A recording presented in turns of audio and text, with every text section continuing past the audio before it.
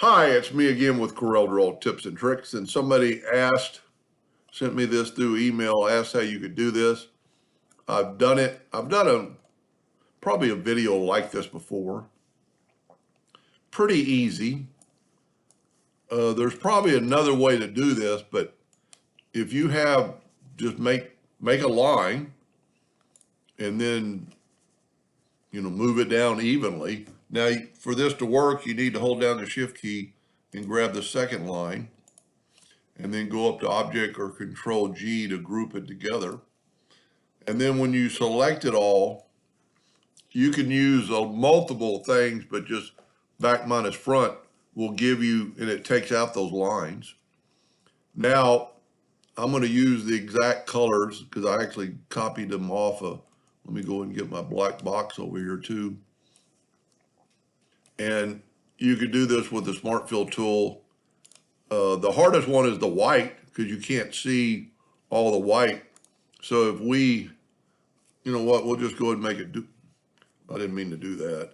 Make a duplicate of the black and move it down and go to Object, Order, Back a Page.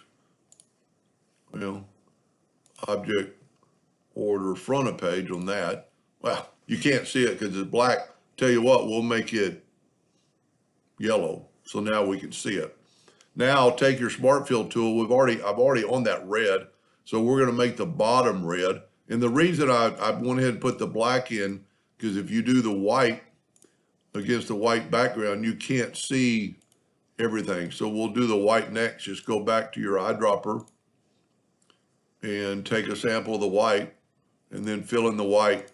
And see, like right there, you might miss that part of the white. And see if see the parts of the T, and I actually missed a part of the red with the X or the E. So we'll zoom in here and we'll get the white back and put in those two places, probably that one too, and that one and that one. See, if you didn't see it, if you didn't have that, you would miss that. We'll go ahead and get back to the red and put red right there.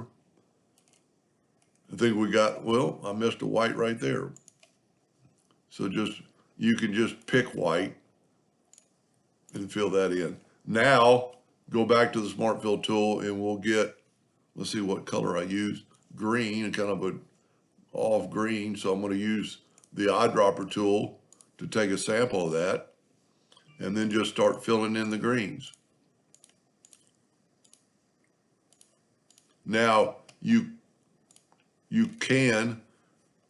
kind of takes, you can't really see it, but if we take this and we right click no outline, it won't have an outline.